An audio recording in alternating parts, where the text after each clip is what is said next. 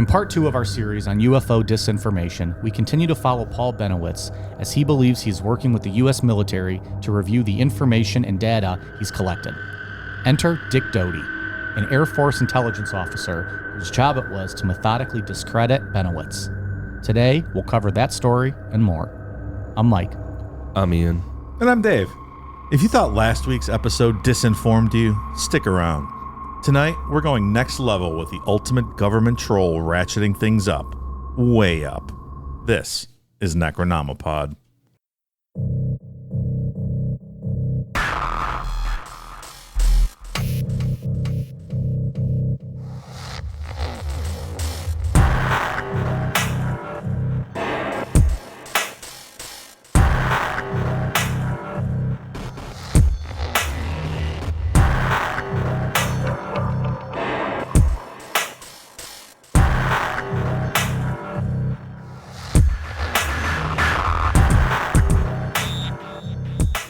Little peek behind the curtain. We're recording part 2 the day after we recorded part 1 of this UFO disinformation. What?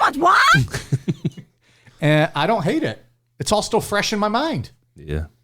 It helps with continuity, right? Yeah, it's pretty cool. Look, remember last night when you said this? Yeah, exactly. I remember. But then everyone else is like, well, wait, they said that fucking last week. Nope. Right. Hey, fade, motherfuckers. Back-to-back nights. Just making you wait to listen. Only getting ahead because I'm going on vacation next week. What's new? This guy's taken more vacations this year than I've taken in my life. So yeah, we're racking up the episodes, getting a little bit ahead so that they miss nothing. Nothing. Not a single show shall be missed in September. We'll have to go back and edit this out if we end up being like, oh, fuck. Guys, we fucked up. We don't have time. We gotta cut a show. Could happen. Last week I was talking a little bit about Hot Ones. When we finished up last night, I went home and watched a few episodes. I did watch Florence Pugh. Dave, you were right. You said she was on one. I remember seeing that. Adorable. She was making a whole big thing about how her eyebrows were sweating. She was dabbing them with her napkin, and you could literally see like eyebrow sweat. She is adorable. I'll give you that. I did watch Idris Elba, who was awesome. He is the coolest dude. I would love to just sit and hang out and drink with him. 100%. He was He's like, oh, what the fuck? What's funny is he was fine the entire time. He got to the last 2, and they kicked the shit out of him. Like each one, he was like, "Oh, this is great. This is my favorite wing. Like I love this." And he gets to those last 2, and he was like, "Fuck this." He's like, "Who came up with this show?" And the host is like, "See that guy off camera in the blue?" And then he looks at me and goes, "Can you fight?" I was like, "Don't piss off Idris Elba." Love that dude. I do not want to fuck around with him. Yeah, that was a fun one. Then I watched Joey Diaz, because I think I talked about on the show how he was just profusely sweating. He was so goddamn funny. He's just funny in general. But watching him eat it, he's just like, I am going to be shitting blood tomorrow. And I was like, oh, man. The fact that we can all relate to that, what he's feeling. Like, yep. What was the last one I watched? Megan Thee Stallion? No, I did not. Lame. I was just kind of scrolling through at that point. Gordon Ramsay, because I knew that he didn't have a good heat tolerance. He was really funny on it. He was very entertaining. Wasn't he was still his typical self, but not like the douchebag self. It was good. I enjoyed that. So, anyways, Hot Ones. Call me. I'm ready to do the show. Let's go. It's like, what's the hottest pepper? I haven't watched that in a while. I think we had said I don't know if they've ever. They don't even say. I feel like each season they have a new set of like 8 sauces, and they'll briefly mention them, but I don't know if they get into like what's in each sauce, or if they're just like, this one's called bleeding asshole ghost pepper, whatever. So they don't talk about Scoville ratings or anything like that. They show the ratings, Do they? Some of them, they get up to like 100,000s. I don't know what is considered hot or not, but they do show the points. To me, I don't know what any of that means other than it gets fucking hot. The hot ones I did at Quaker Steak were 350, I think. 350,000. I don't remember what they go up to of the show. And I know now they kind of sell their own gimmicked hot ones, hot sauces you can get. Got to cash in. Right. That makes sense. Yeah, I don't know if they use all those in the show, but yeah, they do show the points. I just don't remember what they peaked out at. But highly recommend. It's on YouTube channel. Go check it out. Did it make you want to go get some wings? Of course. Yeah. The entire time I'm like, I want that. And then I'm thinking like you see what each person can bring. Like they all bring their own little gimmicks to like help him get through it, milk or water or whipped cream. And at Florence Pugh's at the end, she drank a beer with hers, and they had, I think, a tea. So I don't know. Most of the time I'm thinking about like just looking into like studying what the fuck's this person going to bring to help him get through it. Sure. I remember Chris Jericho's, he spit the entire time because he thought that's what helped him. So he literally had a bucket, and after every bite, he would chew it, but then spit the saliva because he felt like that was getting it out of his mouth. It was kind of gross to watch. Yeah, dumb. Yeah, I don't want to see that. Loser. Yeah, that's really weird. Canadians, right? Who needs it? I would do a hot wing show. That'd be super fun. The three of us would do it. That'd be a fun time. That'd be super fun. Oh, I would do that. Yeah. Talk, hang out, answer the questions, eat those damn wings. Then I was noticing, like, did anyone get like all like the legs, the drumsticks, or do people go the flats, or is it like a mix? I'm a big flats fan. Oh, I like the drums. So there you go. We can just like split our order. Yeah. Give Dave the drums. Give me the flats. And do you have a preference?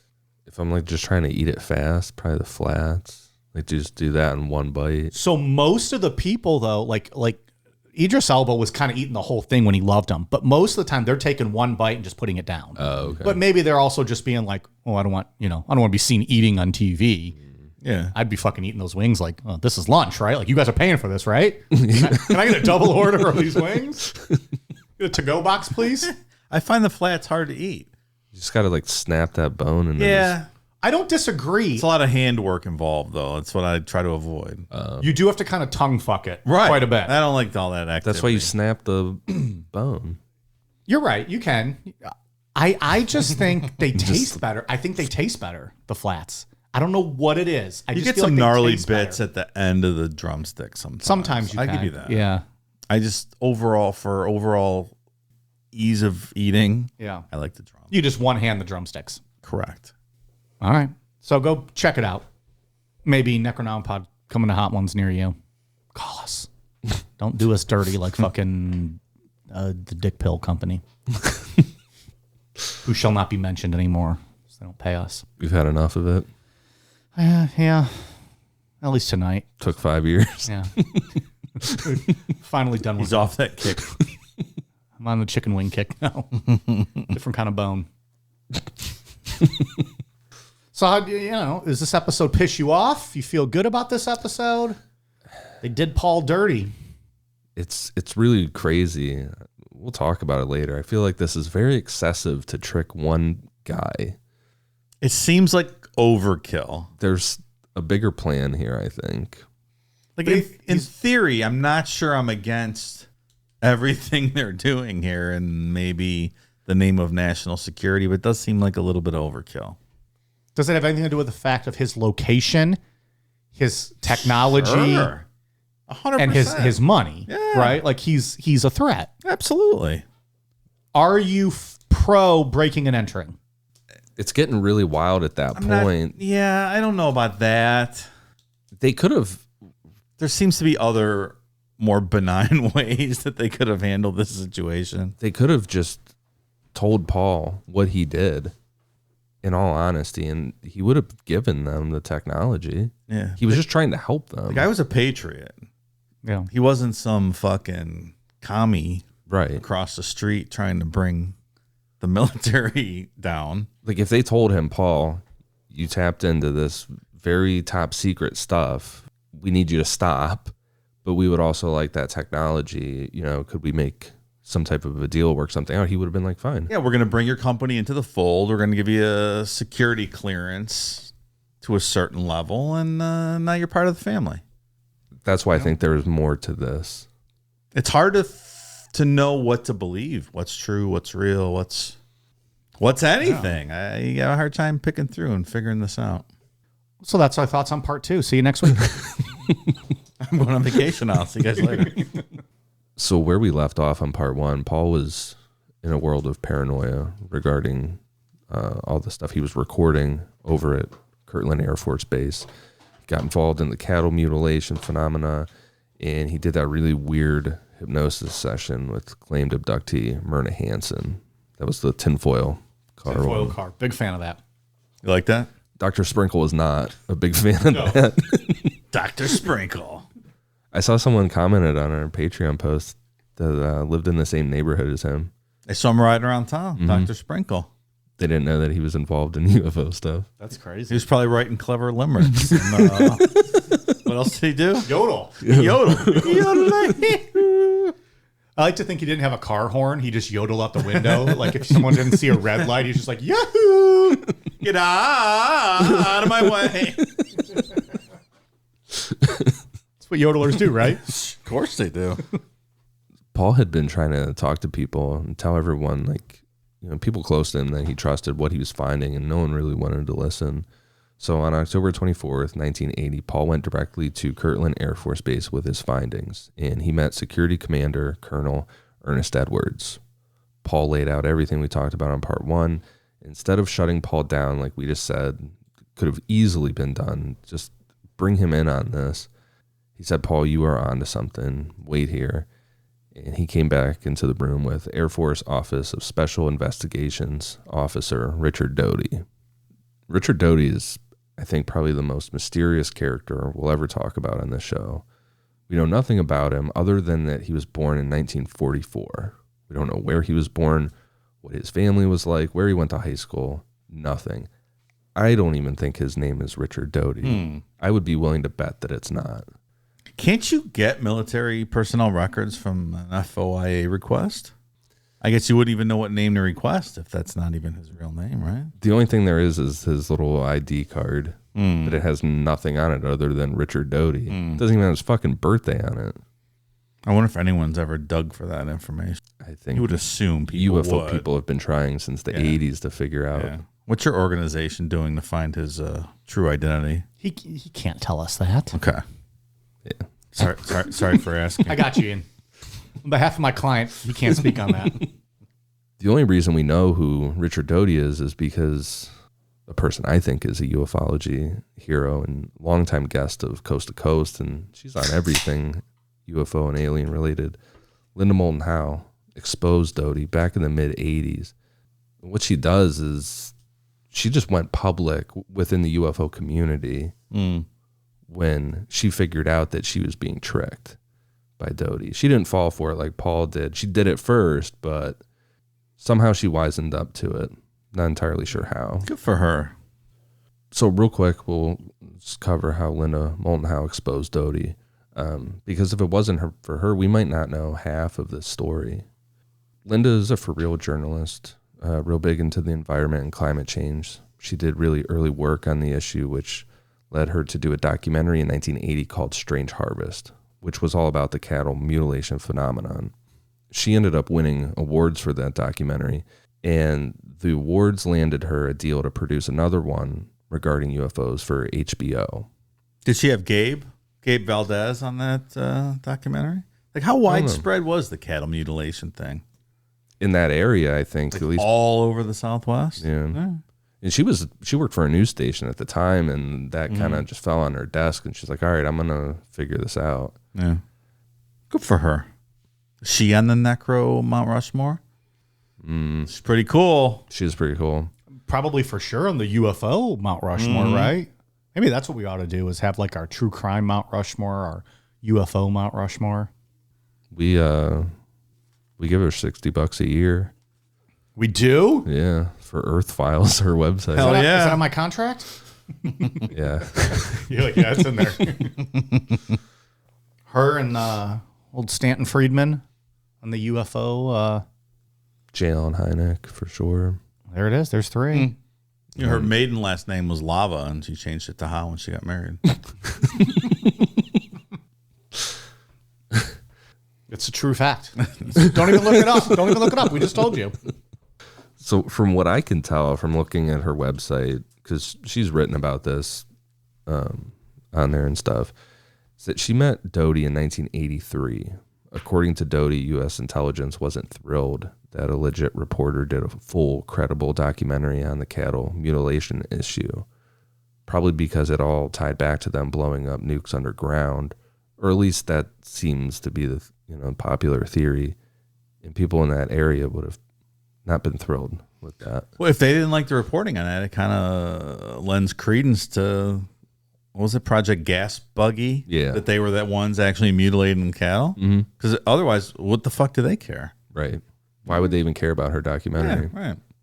So according to Doty, he was tasked with finding out what Linda was doing her HBO documentary on and muddy the waters for her. Also keep in mind going forward that Doty says that 20% of what he told people was real. The other 80% was fake. And that ratio was perfect for spreading disinformation that completely confused the UFO world, caused infighting and trust issues that still goes on to this day. It was peaceful until Richard Doty came in and just started fucking it up. One guy. Son of a bitch. What are you doing to clean that up and move on today? Ian? Are you holding seminars on how to get past that time and come together? I would just like to say that there are many ongoings within the MUFON community. Okay. All right. Options being explored, and things are happening that we feel very positive about to clear up the disinformation campaign of a Mr. Doty. Okay. No further questions at this time. So Doty arranged a meeting at Kirtland Air Force Base with Linda, where he took her to a private room that had a two-way mirror, so the meeting was being filmed. Doty sat Linda down and told her that her documentary, Strange Harvest, caused a lot of waves in the intelligence community, and now they wanted to work together. Doty would give her real information on UFOs and aliens, if in turn, Linda would give Doty information on the UFO community. Doty handed Linda some documents and told her that she couldn't copy them or take pictures, but she could read them. And he also told her to move chairs, you got to get up from there and go sit over there, presumably so the two-way mirror could watch her watching the reading the documents. And maybe also so that none of the words on the documents were caught on the recording in case it ever had to be reviewed or reused. That's a good thought too, yeah. Like the camera was behind her and it could have picked it up. Yeah, like this way now it's just looking at her reading it and they can't see what she's seeing. All right. I'll buy that. Meanwhile, just a file of like dick pics and they're like, fuck you, gotcha. At the top of the document was, quote, briefing paper for the President of the United States of America on unidentified aerial vehicles. The document started out by listing all kind of crashed UFOs of extraterrestrial nature and that the U.S. military had recovered, one of which was Roswell. The documents also said that extraterrestrials had arrived on Earth about 50 million years ago and found the first primates. Extraterrestrials then manipulated the DNA of those primates to the humans we are today. The final page in the folder that Doty handed Linda had at the top Project Garnet in all caps and said, quote, all questions related to extraterrestrials and Homo sapiens have been answered. Project is closed. Proof positive. This is like, whatchamacallit, Gomez's investigation on cattle mutilation, right? I think, case closed. Yeah, I solved it. It was drugs. It was drugs. This is the first mention anywhere that aliens created us. And today in ancient alien theories and all that stuff, it's pretty much accepted as that's probably what happened. But at the time of Linda and Doty meeting, that idea didn't exist, or at least it wasn't published anywhere. Like at the beginning of Prometheus. Right. When they landed in. Yep. Yeah. I don't remember the book of Prometheus in the Bible. Doesn't sound real to me. Eric von Daniken wrote Chariots of the Gods in 1968, which was the first thing to put forth the idea of ancient aliens. But he didn't say anything about them being our creators. So it's another piece of evidence of the core themes of UFO lore that can be traced back to this story. And it can all be traced back to nuclear fracking, potentially. Isn't that crazy? Are you stating as a fact here and now that Giorgio is a Richard Doty stooge? My client is not going to answer any questions based on absurd assumptions at this time. But here's the thing. Here's the disinformation. I just told you to shut the fuck up. What are you doing? Giorgio, say it ain't so. Say it ain't so. This is probably what it's like to represent Donald Trump. Like, we told you not to tweet that. That's the thing about this, too, is he says 20% is real. But is that even real? Or is he just making up the number 20% and none of it's fucking real? Yeah, professional liars. How can you gauge? Right. You can't. How do you even know? You can't believe a single thing this guy says. If I was working at a drive-thru at McDonald's and he rolled up and was like, "I'll have a Big Mac," I would be at the window with a quarter pounder. I'd be like, "You probably were fucking lying, right? There's your quarter pounder." Because I don't trust you. I'll get the fuck out of my drive-thru, dick.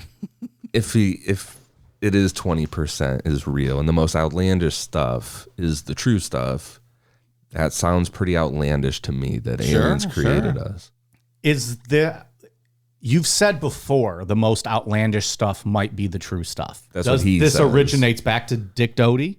What's that? I've heard you say on other shows, like maybe the most outlandish stuff is the stuff that's real and everything else is kind of, just fluff.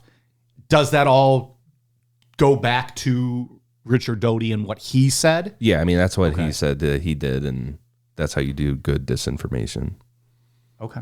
You just put little bits of the truth throughout it, and then no one can ever figure it out, and everybody fights, and it worked. Yeah. Unfortunately, it has. That'd be fucking crazy if aliens made us, though. It makes sense. It's more sense than someone just snapping their fingers and... Well, no one ever snapped their fingers. No one said that. Come on now. Did God have an actual process? I'm not sure. I don't think it was really touched upon. There's a few sentences that it was he just took created. a rib and made women. I believe that. Subservient. That makes sense. What It I'm came saying- from the rib. It's true. But that was after it was created, right? That was how he made it. So if he put that much work into the woman, he probably put that much work into man and earth and all that. He was molding it with his hands. Yeah, like 6 days worth of work. That's a lot of time. Dave hasn't worked that many days this entire year with all his vacations. That's 144 hours. Genesis verses 1 through 8. God's already worked more than Dave. So back to October 24th, 1980, Colonel Ernest Edwards told Paul that he needed to talk to Richard Doty. When Doty came in the room, Paul started telling him all about the evidence that he had. 2 days later, Richard Doty and chief scientist and director of Kirtland Test and Evaluation Center, Lou Miles, went to Thunder Scientific to tour Paul's operation and look at the evidence of aliens that he had collected. When they looked around, they were shocked to see how advanced the electronics were that Paul had built. We've said it numerous times, Paul had tapped into some top secret stuff going on at Kirtland. He had this crazy high-powered antenna pointed at the base, and he was pulling all kinds of data from essentially what was the Air Force testing what we know today as military-grade drones, like the ones that we use to bomb targets. How did the base not notice this huge antenna pointing at them from like essentially across the street? It was from inside his house, like inside the building. Yes. So he had like a big compound kind of, or at least like a facility. It wasn't just his home. Yeah. A smart guy, huh? Well, I knew he was. I guess I just didn't really think about like his business was also right there. Yeah. But like, and you would think, well, it's the military. Like they're going to be aware of their surroundings. Like we've heard on our bell that guy flew into their airspace and they knew for miles, right? We heard those sirens for 20 minutes. They didn't realize an antenna like right across the street. Like it's not direct TV. I think you should turn back, sir. Have we played that? We might have to use that one again this year. We haven't done that one in a while. That's a great call. Well, and on top of that, shame on Kirtland Air Force Base for the lack of security that they're just... I know things are different back then, but, there's ways to mask your radio transmissions or whatever he was picking up. Well, I think it was all coded still. So that's why Paul is thinking it's aliens, because it's not something he had ever heard before. So between the coded transmissions and the weird lights, that's where he's getting the aliens from. And just also, like, if they're actually doing whatever it is they might be doing across, you're just going to let civilians just live right across the street? Like, why would you not have, like, own that land and just keep it clear so nobody can see any type of drone testing or black ops helicopters? Maybe they need like, a little bit more space. Yeah. Like, well, you said with the security, like, it just seems a little sloppy. Yeah. Unless they wanted him to do. Maybe that was all part of the disinformation. They wanted him to see some of this. Maybe so. I think this was all God's plan. Everything is God's plan, Mike. everything. I think that's what I'm concluding on all this. If there are aliens out there, God created them. Can't deny that. Obviously. Duh. He created the greatest alien of all. His name is Jesus. Lou Miles talked science with Paul. Like, this is super impressive. Can you explain all this stuff to me? And meanwhile, Doty was quietly walking around and taking pictures of everything. I bet he was. Doty and Lou Miles took what they found back to Kirtland, and Paul gave them photos to take with them. Like we said, he was more than happy to help. So a lot of this, I feel, is unneeded. But 2 days later, Doty called Paul and said, "Good news, Paul. My superiors want you to come do a presentation on what you found. We'll do it on November 10th, 1980. If I'm writing the movie for this, I'm going to make it a little comical. And as Doty's going around like sneakily taking photos, it's really like a Polaroid. And it's just like, and like the photo spits out. And it's like he's trying to be sneaky about it, but it's just loud and obnoxious. And he's like waving these photos, putting them in his pockets. Looking over his shoulder. Yeah. Big flash going on. And Lou's like, "No, Paul, it's back over here. What's this thing?" But Paul's so fucking oblivious and paranoid. Like he doesn't know what the hell's going on. Oh, to me, that's funny. Half of our listeners don't even know what a Polaroid camera probably is, by the way. They make them again. Yeah, it's like back. Are they back in? Sure. They're expensive too. I was looking at them at Target last time I was there. Really? They're like $120 for that retro shitty photo that you get out of it, right? When everyone has got red eyes. It's like clear now, but it still comes out the same way. Really? Mm-hmm. The replacement film is expensive too. All of it's expensive, yeah. That's interesting. I didn't know it was making a comeback. Everything comes back. That's crazy. Okay. Guess I'll keep my tidy whities. Wait for that trend. Somewhere in between Doty's phone call on October 26th and the presentation at Kirtland on November 10th, the NSA set up surveillance across the street from Paul. This is just a whole different layer to this, but the NSA was really interested in the antenna that Paul had built to listen in on Kirtland, which makes sense. They should be interested in it. But at the same time, they went along with making Paul believe that he was actually uncovering evidence of a potential alien threat. So the NSA set up an antenna across the street from Paul and started sending transmission to Paul from the aliens. So they like blocked out Kirtland. Think of it that way. Kirtland's here, NSA goes in the middle, and they just start shooting what they want him to hear. "Hello, Paul. This is Xenu. I'm here with L. Ron Hubbard. We're trying to contact you." Can you imagine this just became a Scientology episode? We got 9 more parts. "I am trying to save the world." Then someone from the NSA broke into Paul's house and put a program on Paul's computer that would allow him to decode these messages. It's not clear how Paul figured out that this addition was made to his computer or how that really transpired. Yeah, how does that work? "Oh, what's this new application on my computer?" But somehow, he got to using this program and he started deciphering these messages. He probably just thought the aliens, put it on my... Geez, 1980, what was he working with?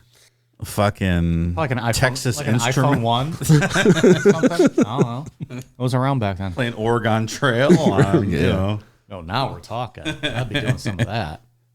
I used to name my whole family after pro wrestlers. That's what I did. That's a complete shock to everyone listening, I'm sure. Hulk Hogan has died of dysentery. No! Oh, no, I'm sick. I got to go home. Come on, brother, bring it back. Go to the nurse's office. I got to go home. This has ruined my day. So what did these messages say? And how do we know this? Like, where did this story come from? Like, what brought this to our knowledge here today? Freedom of Information Act requests. Okay. Paul's own writings, because he documented this stuff thoroughly. And then once, Linda Moulton, a couple years after what we're talking about now, will out Doty. And then in 89, we'll talk about it too. Bill Moore outs Doty hard. Bill Moore, we'll get into it. He was part of some of this NSA shit, helping to break into Paul's house. There's just a lot of, I don't know how I want to say it. Corroborating evidence. Yeah. So what did the messages say? Do we have any idea? Like, how were they fucking with him? So it was a bunch of jumbled nonsense. Like it looks like word salad almost, but there's like alien stuff in there. And there was enough for Paul. It would make sense to him because he's looking for these themes throughout this stuff. It's just absolute nonsense. They try to make it hidden, but they embed stuff in there that they're like, this guy Paul will find this. Yeah. Must kill Earth. It's like, whoa. But we'll see. They expand on it. The messages that they're beaming to him help form more UFO lore that is believed in today. I don't know what's real anymore after reading all this. It's crazy. It really is. Isn't that the whole point? They won. Yeah. So we're sitting here like, well, whatever. Maybe. Maybe not. Except on Friday, the Pentagon put up a new website, and there are some crazy fucking UFO videos that I cannot explain. That fucking silver sphere just flying through the air. I don't know what the hell that is, but something is going on. That whole fucking website feels like disinformation to me because they have graphs on there and shit about like hot spots and the percentages on what's reported, if they're circles or spheres or different shapes.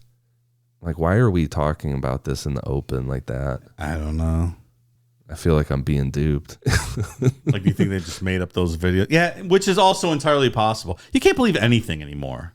AI has fucked up everything. You're right. You can't prove anything. We're never going to know what's real again. I saw Arnold Schwarzenegger acting in the Titanic movie as Kate Winslet. Funny. It's so funny. I don't know what's real anymore. Am I misremembering Kate Winslet, or was Arnold in that movie? I could sit there for an hour and scroll through all those Arnold AI clips. They're so fucking funny. I just sit there and laugh the whole time. Why don't you pet me like one of your girls, Jack? It's so fucking funny. Like, it's going to be a real problem in the future, figuring out what's real, isn't it? Like, imagine if you had a job that was based solely on your voice, and then someone could just copy it and then just make their own shows about it, and then you don't even have to matter anymore. Like, it'd be really suck to have a podcast. They could just steal your voice and just make their own shows. You can do that. Declan, I need you to update my resume. Lead host of Necronomipod. There's been stories of artists like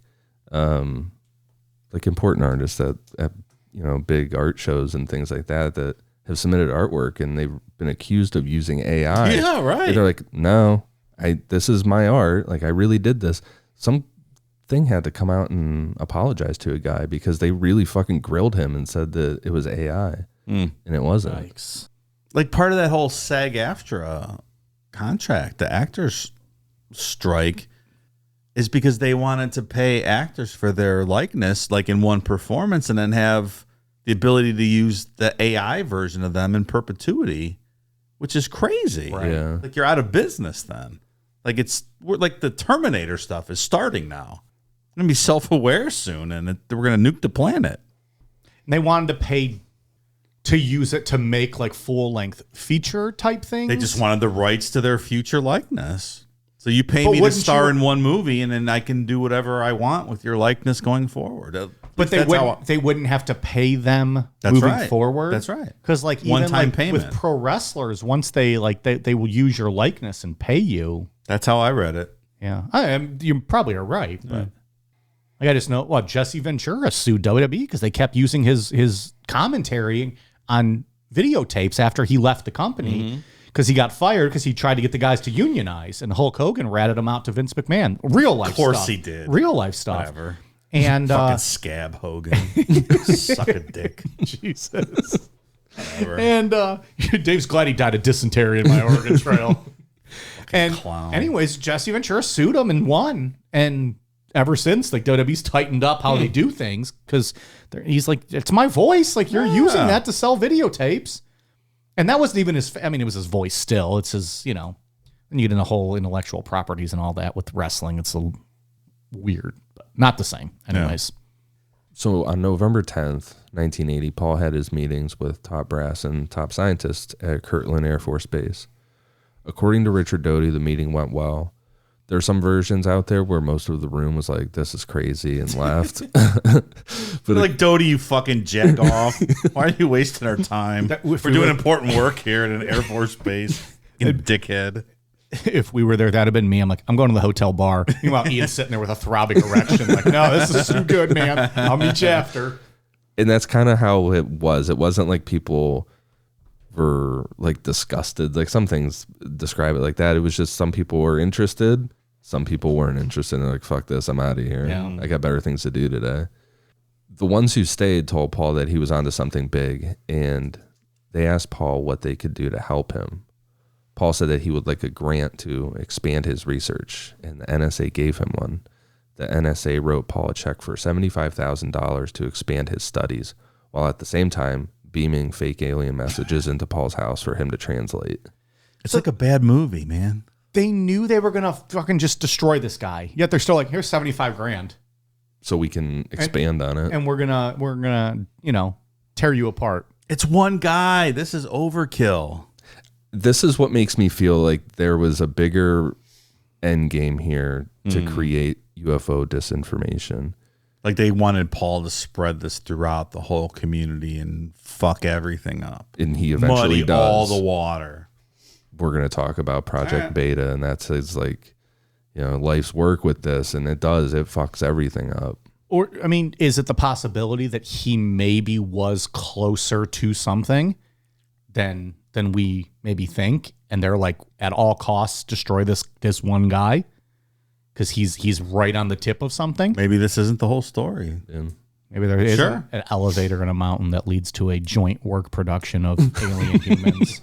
Wonder if Vince McMahon would let them unionize. Not on his watch, pal. Look here, brother. The aliens can't form a union. Fucking Hogan. Narc. The UFO community had been an issue for the government and intelligence way before this. Like early on with Albert Bender and Gray Barker and those guys, we talked about that before, how they were viewed as communists, potential threats of communists infiltrating UFO groups or the UFO people being communists themselves. So the FBI was going real hard on. Well, that was in the 50s, right? Right. Yeah, So a lot of anti-communist stuff back then. They haven't been thrilled with the UFO community since back in the 50s. And I think this presented itself as It bleeds over. Sure. a perfect opportunity to discredit them. Finally, we got them. Let's fuck them. Because they also hang around places. They show up at like the gate of Area 51 and shit people looking for stuff. Remember when they were going to storm Area 51 a couple years ago? Do you remember that? I forgot about that. I remember watching the live stream. Like, don't do it. They're going to mow your fuckers down. I remember watching the live stream and some dude was like, "Oh, we're all going to go down here try." And then somebody else was like, "No, they have snipers up on that hill. Don't that's do not that." going to happen. There's going to be red mist popping out the back of your head. That's what's going to happen. I forgot all about that. In this time frame, Richard Doty got his hooks into Bill Moore. We talked a lot about Bill on our Majestic 12 episode and on Roswell. Bill and Stan Friedman brought Roswell to the public eye. They uncovered this lost story, and it is what it is today. Bill's book, The Roswell Incident, came out in October of 1980, so Bill was a UFO celebrity. Doty approached Bill and gave Bill the same story that he would go on to give Linda Moulton Howe in 1983. You're close to the truth, but you're slightly off. I can get you the proof that you're looking for, but you have to help me. Give me information on the UFO community.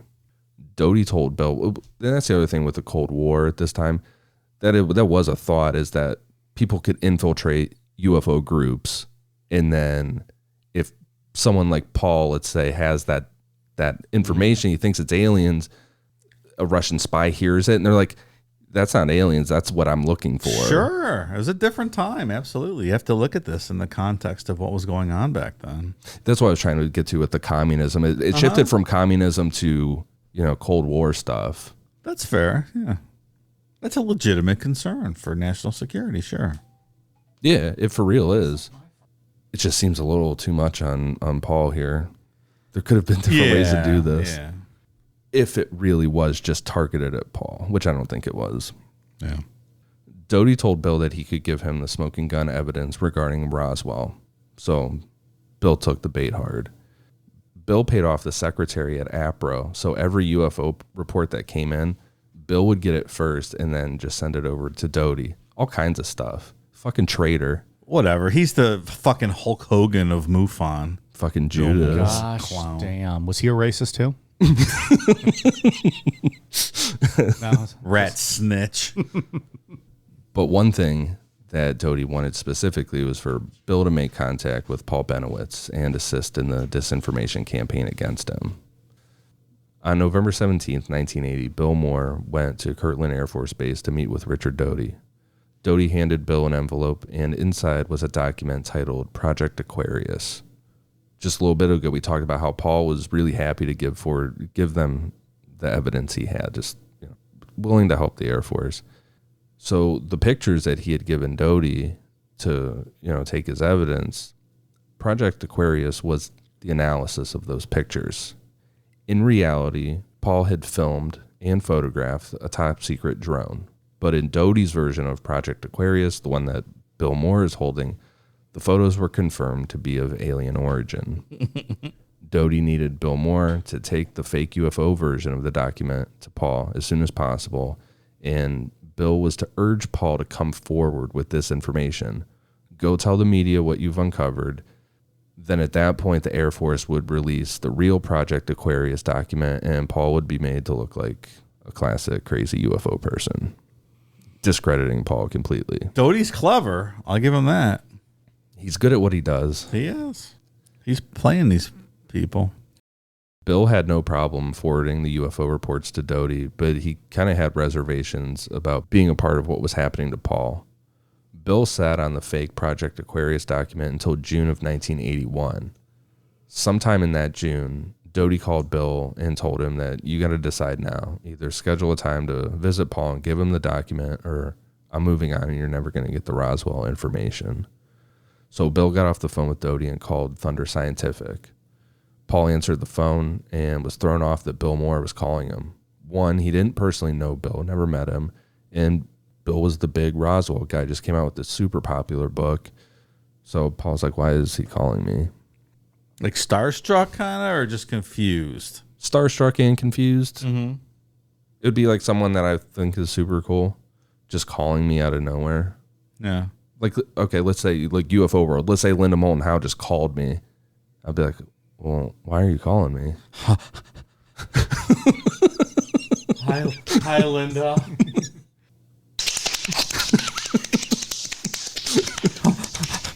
Hi, Linda. I'm glad to hear you. Happy to hear from me. I know you've been subscribing for $60 a month on our website. I just wanted to let you know I'm going to be starting an OnlyFans. I wonder if you'd like to subscribe on that as well. For $30 a month, you get everything. So Bill told Paul that he had information regarding UFOs that would help in his research around Kirtland. Paul asked Bill how he knew about his research, and Bill said that he couldn't say anything over the phone. They had to meet in person. A secure line. This line's not secure, Paul. And Paul takes the bait on that because he was already pulling Dr. Sprinkle in at gunpoint, talking about people can hear him. Get in here, Dr. Sprinkle. There's people watching outside. Write me a clever limerick. Let's regress this Myrna lady and write me some limericks. You think Dr. Sprinkle's written any books? If I find a book right now, will you buy it, Dave? Sure. I think he had some papers and stuff. I don't know if he ever published an actual book. I know he's written multiple. Dr. Sprinkle wrote books, though, right? He's got to have. I would think so. He wrote some stuff for UFO books, like forewords and things like that. I'll see what I find. How to yodel like a true superstar while writing limericks. Parentheses, clever ones. What was his first name? There once was a yodeler named Leo. What was it? Leo? Yeah. But I can't think of anything that rhymes with Leo. Oh, that's the obituary that Dave looked up last week. He was dominating in senior Olympics when he was in his 80s, Oh, really? like in swimming and running and cycling. awesome. So he was a fucking badass. Actual name was R. Leo Sprinkle. Sprinkle. Anyways, go ahead. You guys keep talking. I'm not sure. A couple of days later, Bill went to visit Paul at Thunder Scientific. Bill asked Paul if they could go somewhere private. where there wasn't a chance that they could be heard. Like in my car, it's covered with tinfoil. He's like, hey, you hit this car. You never believe it. It's fantastic. So again, Paul is all about this kind of stuff. So he grabbed Bill and jammed themselves into a closet, and Bill gave Paul the document. Paul was super pumped. This was the validation he needed. The Air Force was agreeing with him that he was really seeing UFOs, and if that part is real, then this underground base near Dulce that Paul had been theorizing about was more than likely real. He's like, finally, I fucking knew it. And they gave him a fucking government grant to continue to study his alien research. There's something very sad about doing this to somebody who really was a true patriot and was just trying to help out the country and fucking with him. He got a little too deep into it, and they're just taking advantage of him. No, that's what I'm saying. I agree. The way that Bill tells this next part is that he felt terrible about trying to make Paul go to the media with this document, so he told Paul that he had to keep it close. Don't tell anyone about it. And Paul never went to the media, but who knows? Bill Moore is probably trying to do some revisionist history because he felt guilty for selling out the whole UFO community. He should. We'll talk about it later, but they're all booing him at that MUFON thing. That's right. Be yelling at Doug like, fuck you, Bill. You piece of shit. Fuck you, Bill. I'm going to come on your wife tonight. Get out of here, you big horse's ass. You fucking sellout. I hate your guts. Die, Bill. Just sound like that. You know, I'm just spitballing here. It's pretty close. Things I probably would have said if I was there. This show is sponsored by BetterHelp. It's a time of transition, a time of change. Summer is coming to an end and fall is here. With that comes new routines, changing weather, and yes, football season. Does the stress from any of this keep you up at night? Does your brain start talking the minute it touches your pillow? Do your thoughts start racing at inopportune times? Back to school routines can be difficult to manage. The cold weather can become a burden. Shorter, busier days can often cause us to question our choices and decision-making process. It turns out, one great way to make those racing thoughts go away is to talk through them. Therapy gives you a place to do that so you can get out of your negative cycle and find some mental and emotional peace. Therapy can be beneficial in helping us learn about ourselves, which in turn gives us the ability to calm our brain down and keep those racing thoughts in check. Therapy empowers you to be the best version of yourself, and with that extra confidence, nothing can hold you back.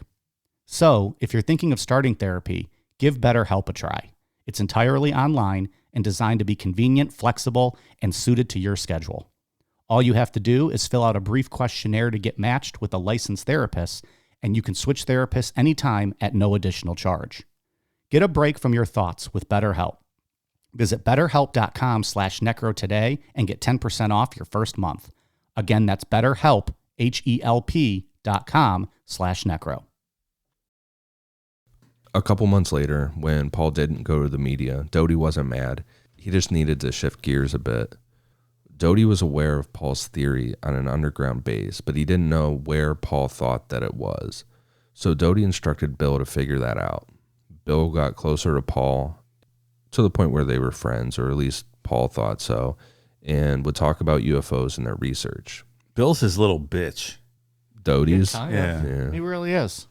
He says Declan. Yeah. Okay. Yeah. And if everyone out there, if you're mad at Bill while hearing the story, think of Declan. Now you know why we hate him. Through this, Bill learned that Paul had been making trips out towards Dulce, looking for an underground base. He told Bill about Myrna Hansen and how her hypnosis led to his theory. He just needed to find the base. Bill asked Paul if he could start going with him on some of these trips to Dulce, and Paul happily said yeah, not knowing that Bill would be telling Doty everything they talked about on those trips. With permission from Doty's supervisors, he started to really ramp up the disinformation against Paul to a whole different, this is such a crazy level that we're getting to. According to Doty, he was told to guide Paul toward Dulce. If Paul was already obsessed with there, then point him in that direction, away from Kirtland Air Force Base. Doty hired some construction crews to start clearing a road leading up to the Archuleta Mesa.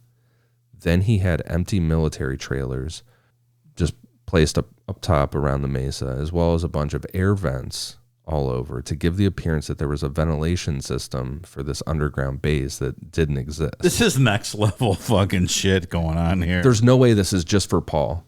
There is no like way. A lot. Yeah. That's a way overboard. There's a bigger picture here than just tricking Paul Bennewitz into thinking that you're just getting him to stay away from Kirtland. And you're going to tell us what that bigger picture is at the end of this episode, right? I'm going to try my best. Doty reached out to Fort Carson Air Force Base in Colorado and offered to have some of their guys come down and check out the mesa. Maybe they could use it for training purposes. They had come down there before to do some stuff. So if Doty could get them there, this would give the effect that there were people working around at the top of the mesa. Yeah. In mid-December 1981, Doty called Paul and said that he needed to get to Kirtland as soon as possible. When Paul got there, Doty told him that he needed to show him something, but they had to do it from the air. So the two of them hopped in a helicopter. Doty flew Paul over the Archuleta Mesa and started pointing out all this stuff, the soldiers training, the air vents, all this shit. And he told Paul that Myrna Hansen was right. There is an underground base where aliens and humans work side by side. Everything that you heard in that hypnosis, you were right, Paul. It's here in Dulce. And here's the visual confirmation. And you can see it all playing out. They created like this fantasy world for Paul. That whole side by side makes me think of like the Paul McCartney, Michael Jackson, Ebony and Ivory, aliens and humanity side by side, but no booty holes. Oh, gosh. Nope, we didn't say it 3 times. You can't be in here, pal. I like that Michael Jackson just shows up, says the word 3 times himself, and then it's like, I'm here. It's been said 3 times. Psych, it's a loophole. Hee hee. Booty hole, booty hole, booty hole. It's like his own key to get in. Doty wasn't the only one ramping up the disinformation against Paul. Remember we talked about how the NSA broke into his house and messed with his computer? Well, they broke in a second time to install a more advanced program for Paul to decode this fake alien message that he thought were real. And we know this second break-in for sure happened because Bill Moore was a part of it and helped. Motherfucker. It's like an Apple update, right? Like it had to update his system a little bit. Give him a little update. This new computer program allowed Paul to decipher messages from what we now know that he thought was a single alien, and this communication method provides us Project Beta, which is Paul's magnum opus. This is like his life's work. He has decoded this and all these messages and his communications talking to this single alien, and then everything else he has figured out, you know. So he puts it all into one document. He solved the mystery of the universe. That's different than Mike's Project Beta cuck. Extremely different. But if they want to give me a $75,000 grant for that as well, we would happily accept that grant. We can bring in some toys, some swings. What's that little dippity doodah thing, Dave? The spinny thing? Oh, the Chinese basket trick? Yeah, y'all got one of those. Oh, yeah. Now you're talking. We got all that fun stuff. All I'm asking for is a simple $75,000 grant from the NSA, the National Sex Association. Get it to me, and we will beta the fuck out of those cucks. We can't dive into all of Project Beta. And What? a lot of it is just rambling, and it's hard to follow. But it does kind of serve as a base for UFO lore. We already talked about Doty giving Linda Moulton Howe information that set up the belief that aliens created humans. In this document, Paul says that aliens and humans had come to an agreement that in exchange for advanced technology, aliens would have access to abduct humans and implant them, access to cattle for testing. All of this stuff that is now firmly a part of UFO and alien stories that we've covered on this show. Paul's Project Beta is the first to mention this.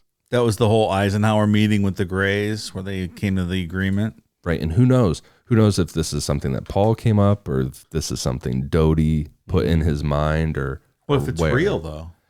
what if? What if? Is that the 20%? Maybe it is. I always think of The Departed. Maybe not. Maybe fuck yourself. It's also the first time to bring up the idea of alien-human hybrids, or at least they're hinted at, because in the document, Paul brings up embryos being housed at this underground base in Dulce.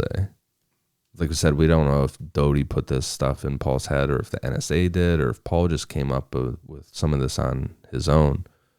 But it's just crazy how this all can be tied back to Paul Bennewitz one way or another. In Paul's Project Beta document, he was very adamant that aliens should not be trusted and that a war was coming. Paul detailed how to effectively trap all of the aliens in the desert and kill them all using an electrostatic weapon. In that document, Paul wrote, quote, 2 small prototypes have been funded and constructed by my company. Tests conducted to date indicate they do work and work rather well considering their small size. Because of this weapon's present status and proprietary nature, a basic patent is in process. The theory will not be explained here. Who did he test this on? I was going to ask the exact same question. How the fuck do you know this works? He got a bunch of people out there and fucking slaughtered them with this electrostatic weapon. He's like, collateral damage. I like to think he just used like Hot Pockets and they just blew up from a distance or something. Oof. So there was a for real patent filed by Paul for some type of an electromagnetic weapon using microwave, something along those lines. Crazy math equations and stuff that he put together. But that patent now belongs to the United States Air Force. So it fucking worked. It fucking worked. That's how it happened. It worked. They're like, oh shit. This motherfucker's blowing cars up as I go by. Like, yeah, Paul, we're just going to take that. Oh my. Yeah, you don't need that anymore, Paul. We'll compensate you. The only thing that would have been better is at the end of that, the theory will not be explained here. And he's like, you have one day. Yeah. Like, what? For us?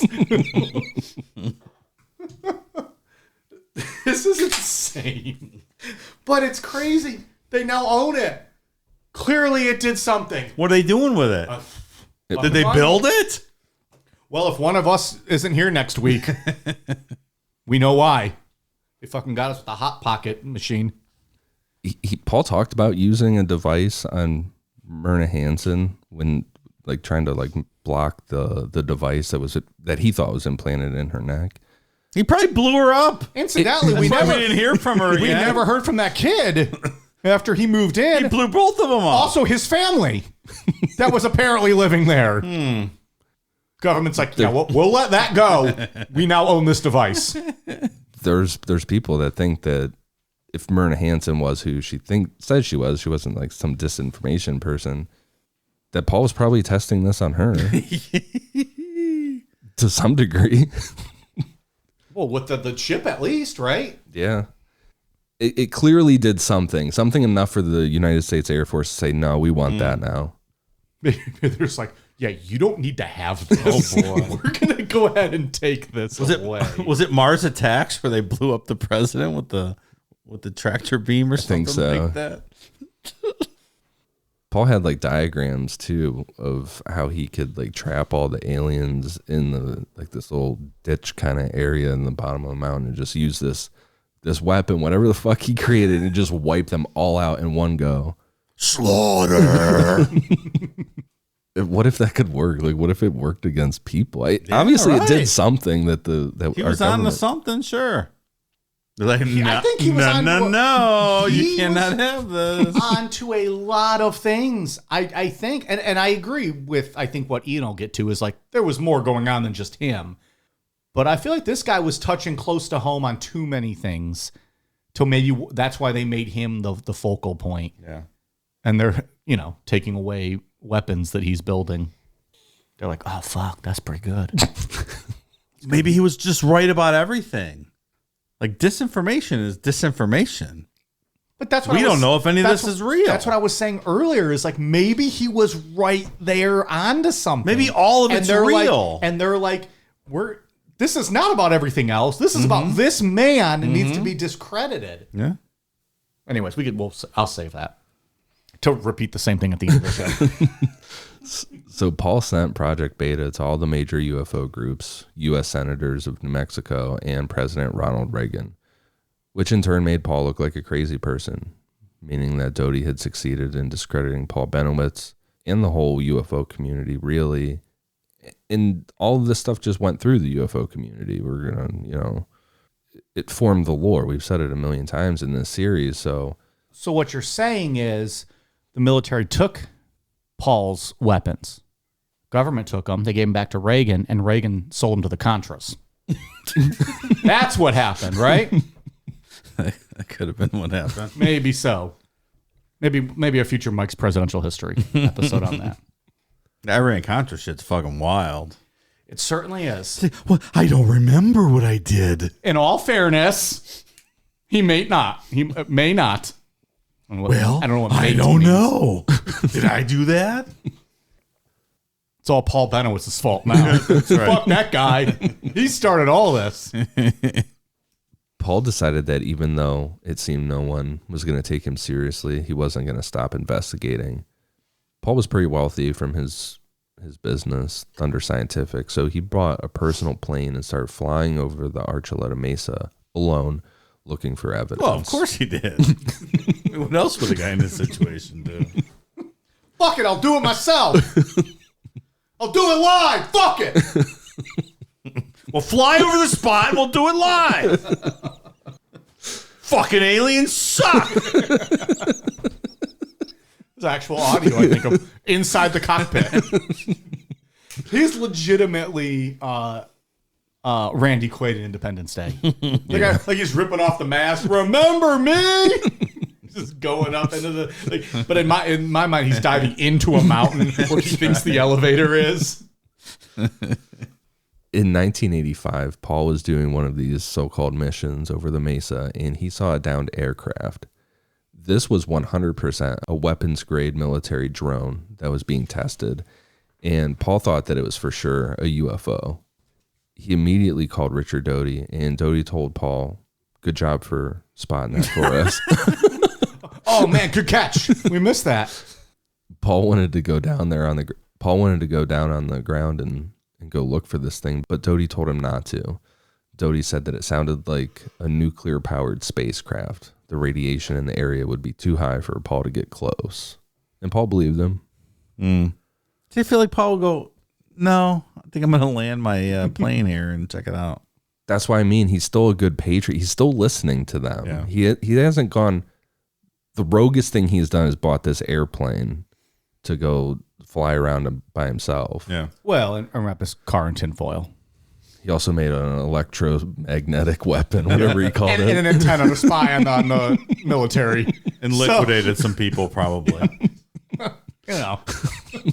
But he's a patriot. He's a patriot, damn it. A gullible patriot. A patriot nonetheless. Patriot's a patriot. None of them are perfect. After a couple of weeks with no further information, Paul decided that he was going to just risk the radiation and go see the crash site for himself.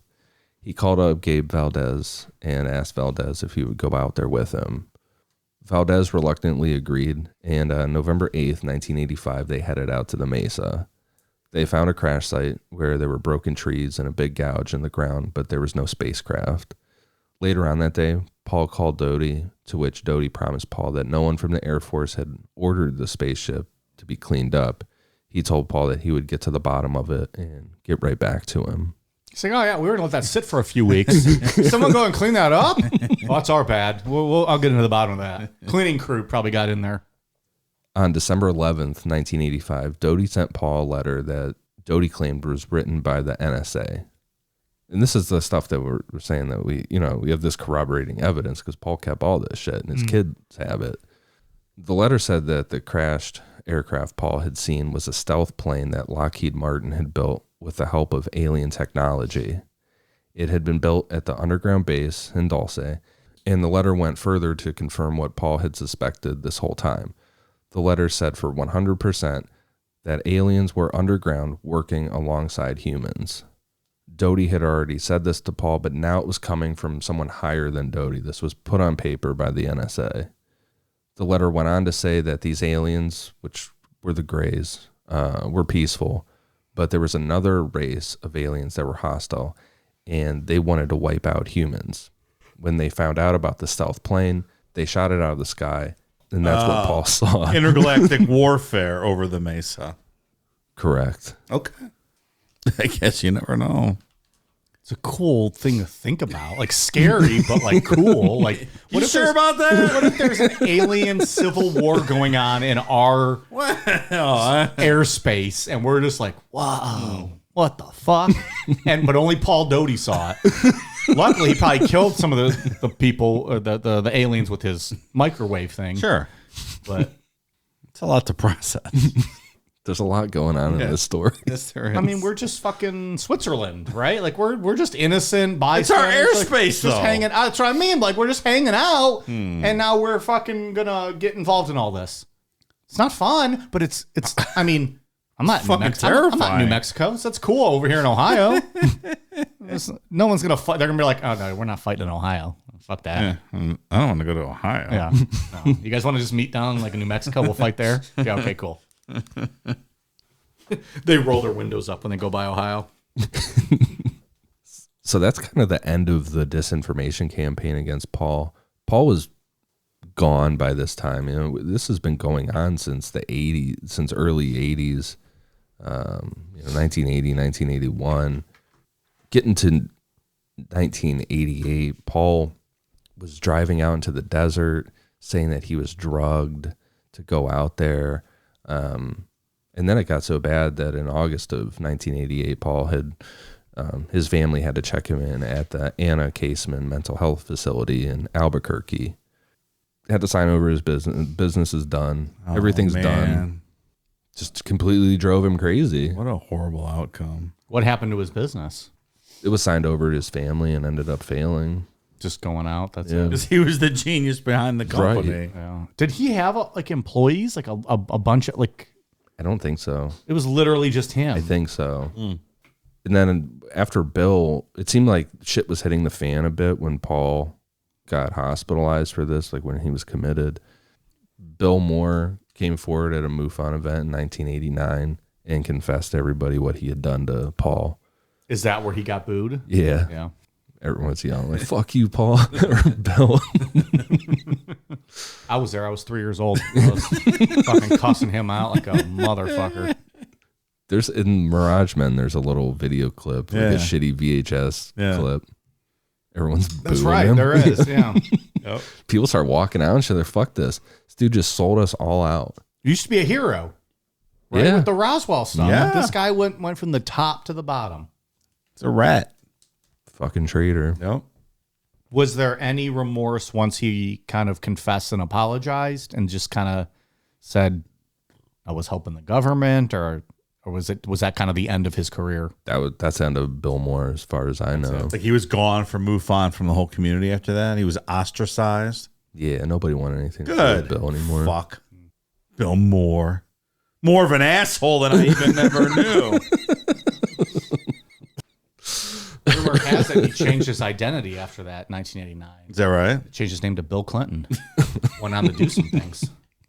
Well, that's how you start a fucking disinformation campaign. I'm putting that out there. I did not have sex with Richard Doty and the aliens in a threesome in Dulce Mountain with President Eisenhower approving our cattle mutilation. None of that happened. See? Speaking of disinformation, I did not have sex with that woman. He's good at it. He's good. Depends what your definition of is.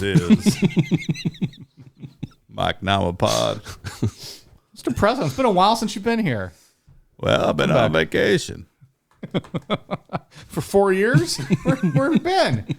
It's been a while. Welcome back. Thank you. Can you confirm you're not Bill Moore? Bill Moore is more of an asshole than I've ever been. Fuck that guy.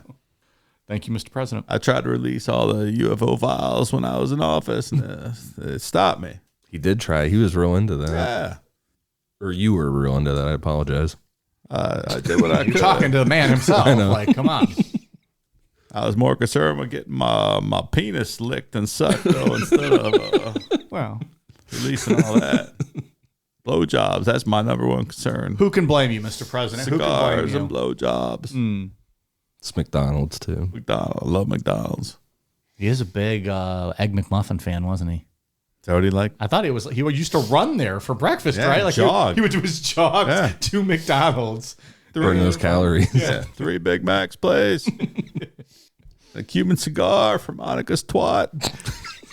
Cuban cigars at McDonald's. A McCuban. McCuban. And then it's like, here you go. It's a little wrapped little thing, container. All right, well, thank you for joining us, Mr. President. I tried to get them aliens to take Hillary. They didn't listen. Like, take her away. Just like Come on, Grace. just like the country. Everyone was like, no, no, no. No, thank you. President Eisenhower said you could abduct people and do stuff on them. Hillary's right here. If you guys want to, guys need a new subject. You guys still got that microwave that Paul built? She's got a hot pocket that needs warmed up.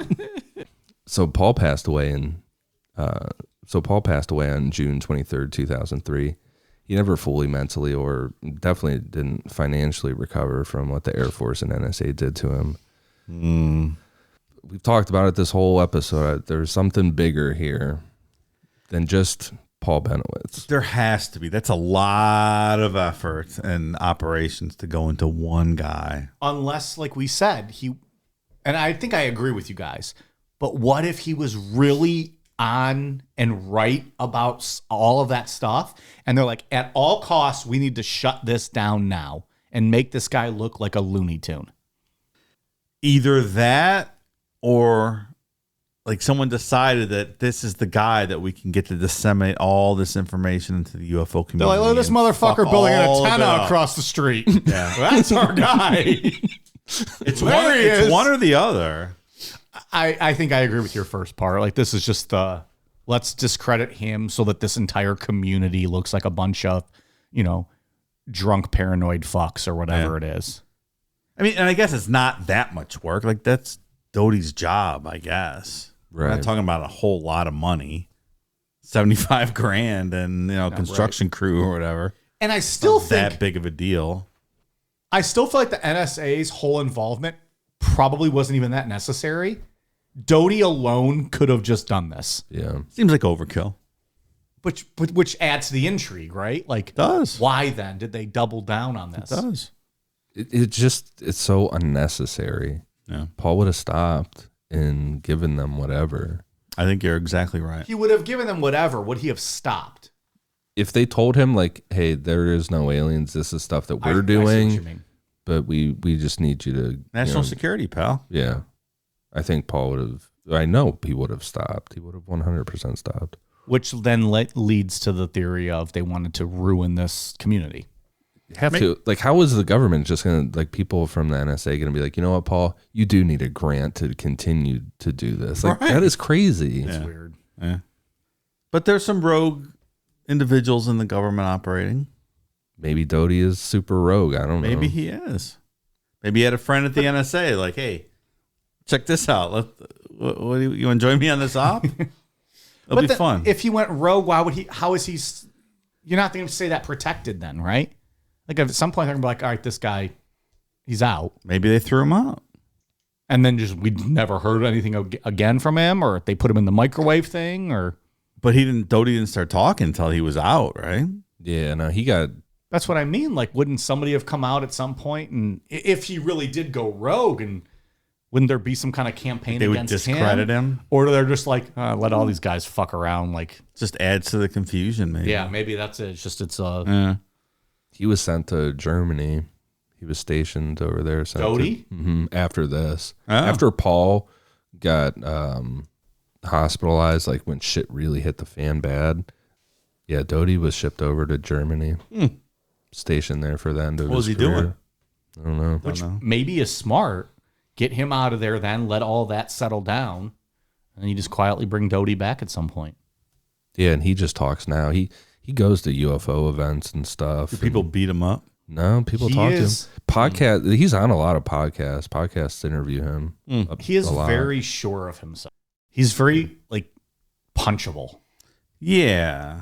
Would you interview him? No, You wouldn't give him that credit? no. Yeah. Get that. I don't want to give Richard Doty a platform. There's no disinformation being spread on here. least not. Yeah, fuck yeah. Well, that's the thing. Like, even if you brought him on, like, how you couldn't trust anything he said. If you're like, all right, well, we're going to talk about what really happened. Now that you're out of the business, whatever, you give all these interviews. Yeah. But even then, he's kayfabing you the entire time. Probably. Yeah, I don't have any interest in talking to Richard Doty. Let the other podcasts do it. I get it. Yeah, let them do it. Fuck boy. We have credibility. We have integrity. We have fucking Declan. Like 2 years before Bill Moore confessed to everybody in front of that MUFON conference, there was like a very controversial UFO personality and researcher, John Lear, that pretty much was like, hold my beer. I'm going to just fuck this whole thing up even more and make this more confusing. And that's where we'll pick back up on part 3. Son of a bitch. We're going to get into John Lear. We'll get into Phil Snyder, how they expanded on this. You know, in the 80s, both of them really hit hard on the Dulce theory. And then how a very mysterious man named Thomas Costello, how he took Dulce to a whole different level in the 1990s, where there's reptilians down there and the Greys are there. Yeah, it's a party. Everybody there. Nobody gets along. There's like a fucking hierarchy down there. Nice. All right, Tommy Costello. Can't wait to hear about you, pal. What you got? AKA Richard Doty. Is Thomas Costello Richard Doty? I think so. Plot twist, plot twist. All right. Well, we'll save that for next week. I don't want to dive any more into that one. Well, I don't know. I don't even know what to think at this point. Paul Bennewitz got himself in too deep. It wasn't healthy for him at all. Like we discussed, I think last week, you know, his mental health was not great. His personal hygiene seemed to be not great when old Sparkles showed up. Sprinkle. Yeah. Sparkles. Whatever. Get in here, Sparkles. Write me a limerick. And then he was just kind of preyed upon. Like, you know, I think we agreed just to destroy the UFO kind of community and what they were probably getting into. Easy target. I still go back to, I think there was something to them letting him be that close to it from the beginning. Why is he living that close and able to at least think he has whatever access he might have? And I think maybe, you know, the conspiracy goes even deeper to like, they're like, yeah, we're going to let him live there. This is the guy we kind of want. Well, how would you target him from? How would you make a move? I'm just saying targeted from early on. Like we want people to move in. We're going to put stuff up there. Let's see who bites. They're fishing. Really? All right. Would it have been that convenient for them? He's a unique individual. He's very unique. I mean, most people that would move, I mean, a lot of people lived right there. He's the guy that would take this up. I don't think most people with the technical knowledge and or the interest in this, right? It's a very unique individual. And yet he just happened to be living right there. And that's why I think maybe there's something to that, why they let him get so close to begin with. Yeah, with stories like this, I don't know that you can ever be 100% sure of what actually happened. Yeah, that's the problem. Yeah, trying to analyze this. Right. So Paul had his meeting on November 10th of, 1980. Mm-hmm. But the Myrna Hansen stuff happened, you know, 79, I think, a whole year earlier. Mm-hmm. I think that she has something to do with this information. I don't think that she's an actual abductee or anything like that. So somehow they already had Paul on their radar. If Myrna Hansen is a disinformation agent, then for sure they had to have already had their eye on Paul. Yeah, that makes sense. For some reason, somehow, I don't know. I'm not sure we're ever going to know. No. We most certainly will not. Okay. Good stuff.